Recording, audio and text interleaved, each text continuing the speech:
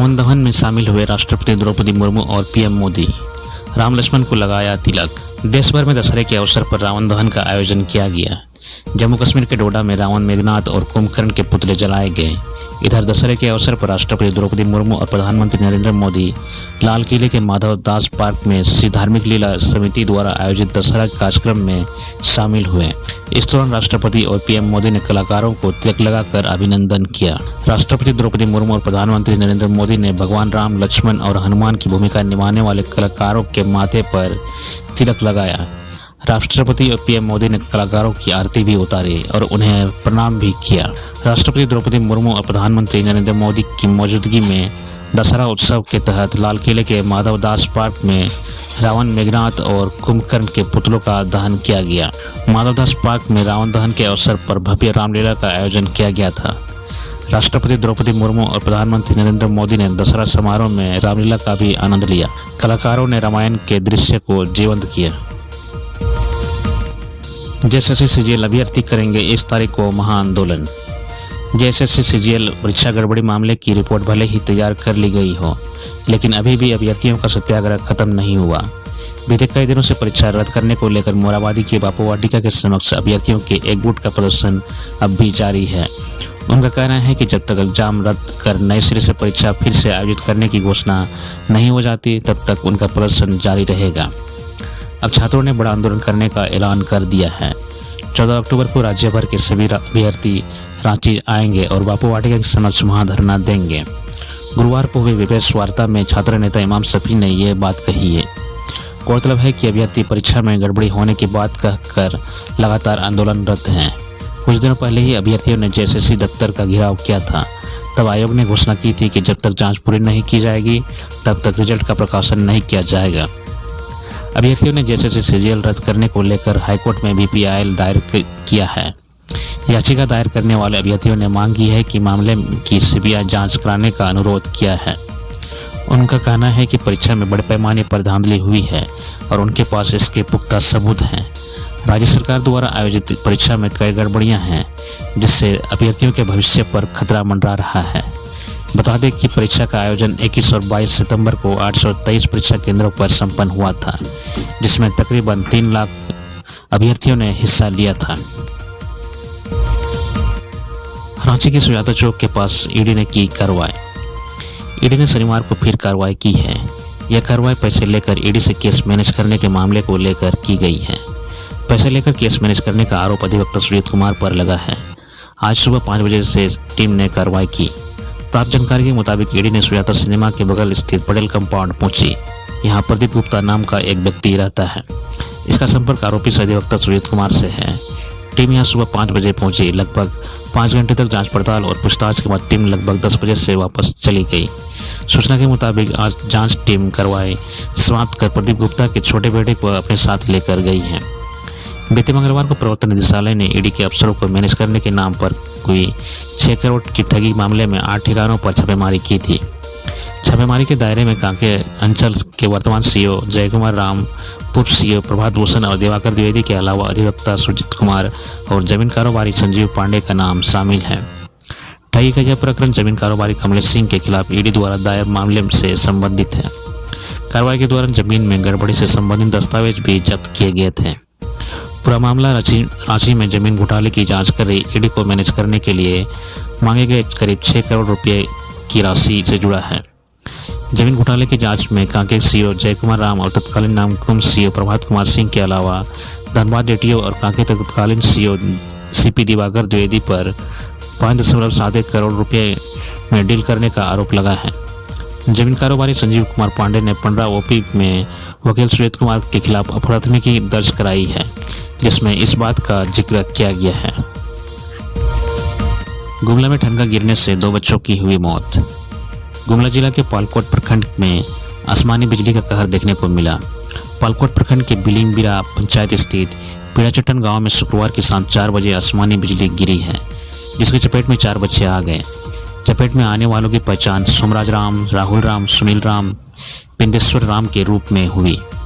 इनमें से 2 बच्चों सोमराज राम और राहुल राम की घटनास्थल पर ही मौत हो गई, जबकि 2 का इलाज सामुदायिक स्वास्थ्य केंद्र पालकोट में चल रहा है। जानकारी के मुताबिक सभी बच्चे बकरी चराने के लिए गांव से सटे एक जंगल में गए थे।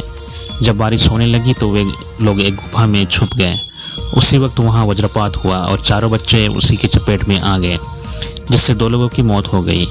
घटना के बाद बच्चों को गांव लाया गया और सभी के शरीर पर गोबर का लेप लगा दिया गया ताकि वज्रपात का असर कम हो सके। चूँकि गांव की दूरी पालकोट प्रखंड से अधिक है, साथ ही यह उग्रवाद प्रभावित क्षेत्र है, जिस कारण गांव में रास्ता समेत कई अन्य समस्याएं अब भी बरकरार है। इसलिए बच्चों को अस्पताल लाने के लिए गाड़ी की व्यवस्था करने में देर हो गई।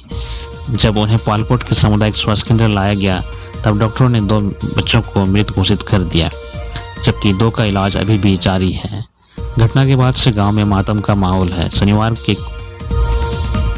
बोकारो में सड़क हादसे के कारण एक की हुई मौत। बोकारो में विजयदशमी के दिन सड़क हादसे में मौत हो गई। घटना शनिवार सुबह बोकारो रामगढ़ मुख्य मार्ग पर उपरीत मोड़ के पास की है। मृतक की पहचान रजनीकांत राय के रूप में हुई है। मृतक दूध बेचने का काम किया करता था। दुर्घटना के बाद लोगों ने मुख्य सड़क को जाम कर दी। वहीं पुलिस लोगों को समझाने बुझाने का प्रयास कर रही है। जानकारी के मुताबिक मृतक रजनीकांत राय बोकारो के गोपालक बारी कोऑपरेटिव का रहने वाला था। शनिवार सुबह वह उकरित मोड़ के पास स्थित सुधा डायरी से दूध लेकर साइकिल से घर लौट रहा था। इस दौरान पीछे से आ रहे ट्रेलर ने धक्का मार दिया, जिसके कारण वह गिर पड़ा और उसकी मौत हो गई। हादसे के बाद लोगों ने मुख्य सड़क मार्ग को जाम कर दी। सड़क जाम कर रहे लोगों ने प्रशासन से मुआवजा की मांग की है। दूसरी तरफ पुलिस ने ट्रेलर को जब्त कर लिया है। बताया जाता है कि वह दूध बेचकर ही अपने परिवार का भरण पोषण करता था। सरायकेला खासगांव में महिलाओं ने सिंदूर खेला के साथ दी मां दुर्गा को विदाई। विजयदशमी के मौके पर सरायकेला खासगांव में महिलाओं ने सिंदूर खेलकर नम आंखों से मां दुर्गा को विदाई दी। इस मौके पर सुहागिन महिलाओं ने एक दूसरे को सिंदूर लगाकर अखंड सौभाग्यवती का कामना मां दुर्गा से की। इसके बाद कलश का विसर्जन किया। शनिवार को विजयदशमी के मौके पर सरायकेला खासगांव के विभिन्न पूजा पंडालों में सुहागिन महिलाओं ने सिंदूर खेला किया। खारसावां के राज खारसावां के ठाकुरबाड़ी पूजा पंडाल, रेलवे कॉलोनी व नया बाजार स्थित आनंद ज्ञान मंदिर पूजा पंडाल समेत सरायकेला के पूजा पंडालों के सामने विजयदशमी पर सिंदूर खेला का आयोजन किया गया। महिलाओं ने पहले मां दुर्गा को सिंदूर अर्पित किया। इसके पश्चात सुहागिन महिलाओं ने एक दूसरे को सिंदूर लगाया। इस दौरान बड़ी संख्या में महिलाएं मौजूद रही।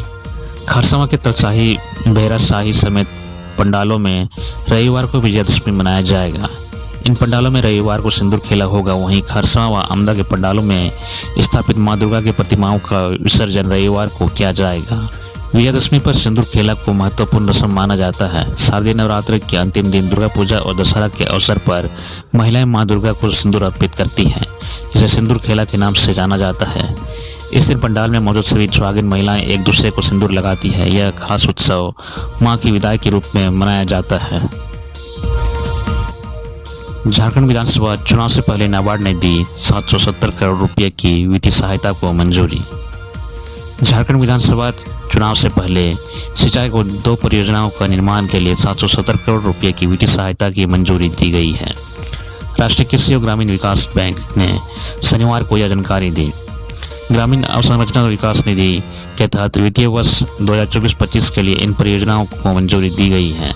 इसमें पलामू के 8 प्रखंडों में 11,000 हेक्टेयर अतिरिक्त भूमि की सिंचाई हो सकेगी। वहीं गिरिडीह के 10,158 हेक्टेयर भूमि खेती के लिए उपयुक्त हो सकेगी। झारखंड में नाबार्ड के क्षेत्रीय कार्यालय के मुख्य प्रबंधक SK जहांगीरदार ने बताया, नाबार्ड ने वित्त वर्ष 2024-25 के लिए ग्रामीण अवसंरचना विकास निधि के तहत पलामू और गिरिडीह जिले में सिंचाई की 2 परियोजनाओं के निर्माण के लिए 769 करोड़ रुपए की वित्तीय सहायता की मंजूरी दी है। उन्होंने बताया कि इस सिंचाई परियोजना के पूरा हो जाने के बाद पलामू के 8 प्रखंडों में पाइपलाइन के माध्यम से 11,000 हेक्टेयर अतिरिक्त भूमि की सिंचाई हो सकेगी। गिरिडीह में यह सिंचाई परियोजना पेराटांड ब्लॉक के 197 गांवों में से 165 गांवों को कवर करेगी, जिससे 10,158 हेक्टेयर भूमि खेती के लिए उपयुक्त हो सकेगी। नाबार्ड के अनुसार दोनों परियोजनाओं से इन जिलों में कृषि से जुड़े कार्यों में उल्लेखनीय वृद्धि होने की संभावना है। नाबार्ड की ओर से यह वित्तीय सहायता ऐसे समय में दी गई है जब झारखंड इस साल के अंत में होने वाले विधानसभा चुनावों की तैयारी में जुटा है। झारखंड विधानसभा का कार्यकाल 5 जनवरी 2025 को समाप्त होने वाला है, जिसमें कुल 81 सदस्य हैं। बैंक की ओर से जारी किए गए बयान में कहा गया है कि इस वित्तीय सहायता को मंजूरी देने के साथ ही वित्त वर्ष 2024-25 के दौरान RIDF के तहत झारखंड को 1017 करोड़ रुपए मदद दी जा चुकी है। ग्रामीण अवसंरचना विकास निधि की स्थापना के बाद से झारखंड को प्रदान की गई सहायता अब लगभग 24,300 करोड़ रुपए हो गई है। जामताड़ा सड़क हादसे में 2 भाइयों की हुई मौत। जामताड़ा जिले के बिंदापादर थाना क्षेत्र के दसनिया पंचायत के समीप अज्ञात ट्रेलर वाहन की चपेट में आने से स्कूटी सवार 2 युवक की मौत हो गई। रिश्ते में दोनों भाई थे। गोविंदपुर साहिबगंज स्टेट हाईवे सड़क के दसनिया पंचायत के समीप घटना घटी। मृत व्यक्ति की पहचान थाना क्षेत्र के अंतर्गत चड़कादह गांव के डुबरीटोला निवासी बाबूश्वर मुर्मू पिता सोना मुर्मू और भाई मुर्मू पिता सुमका मुर्मू के रूप में हुई। जानकारी के अनुसार दोनों मृतक एक ही गांव के रहने वाले थे। दोनों मृतक रिश्ते में भाई लगते थे। दोनों मृतक दुर्गा पूजा मेला देखने जामताड़ा जा रहे थे। इस दौरान गोविंदपुर साहिबगंज स्टेट हाईवे सड़क पर स्थित दसनिया पंचायत के पास तेज गति से ट्रेलर से सीधी टक्कर हो गई, जिसमें बाइक सवार दोनों भाई की मौत हो गई। वहीं दुर्घटना की सूचना मिलने पर सैकड़ों की संख्या में आसपास के लोग दुर्घटना स्थल पर पहुंचे और सड़क हादसा में हुई व्यक्ति की मौत के विरोध आक्रोशित लोगों ने सड़क जाम कर दिया। स्थानीय लोगों ने गोविंदपुर साहिबगंज स्टेट हाईवे सड़क को जाम कर आक्रोशपूर्ण प्रदर्शन किया। इस जाम की वजह से करीब 1 घंटा यातायात बाधित रहा। सड़क जाम होने से दोनों और सैकड़ों वाहन फंसे रहे। ग्रामीणों ने मृतक के परिजनों को तत्काल आर्थिक मुआवजा और अज्ञात ट्रेलर चालक के विरुद्ध कानूनी कार्रवाई की मांग कर रहे थे। विजयदशमी के दिन SNMMCH के PG ब्लॉक के पास अज्ञात शव मिलने से सनसनी। विजयदशमी के दिन धनबाद में एक मेडिकल कॉलेज के पास बने सुपर स्पेशलिटी हॉस्पिटल परिसर में अज्ञात व्यक्ति का शव मिलने से सनसनी फैल गई। दरअसल शनिवार को धनबाद के Nirmal Mahto medical college and hospital के समीप बने सुपर स्पेशलिटी अस्पताल परिसर के PG ब्लॉक में अज्ञात व्यक्ति का शव मिला है। शनिवार को सुबह SNMCH की सुरक्षा ड्यूटी में तैनात होमगार्ड के जवान की नज़र PG ब्लॉक के समीप बड़े व्यक्ति पर पड़ी। इसके बाद होमगार्ड के जवान ने धनबाद की सरायकेला पुलिस को इसकी जानकारी दी। पुलिस वहीं पहुंची और व्यक्ति को उठाकर अस्पताल के इमरजेंसी में ले गई। वहां तैनात चिकित्सकों ने जांच के बाद उसे मृत घोषित कर दिया। अज्ञात के शव को पोस्टमार्टम हाउस के मोर्चरी में रखा गया है। पुलिस उसके बारे में पता लगाने का प्रयास कर रही है। PG ब्लॉक के पास दुर्गा पूजा का मेला लगा हुआ है और PG ब्लॉक में प्रवेश करने वाले रास्ते पर बैरिकेडिंग की गई है। इसे पार करते हुए व्यक्ति कैसे अंदर पहुंचा, अस्पताल प्रबंधन इसकी जांच में जुट गया है।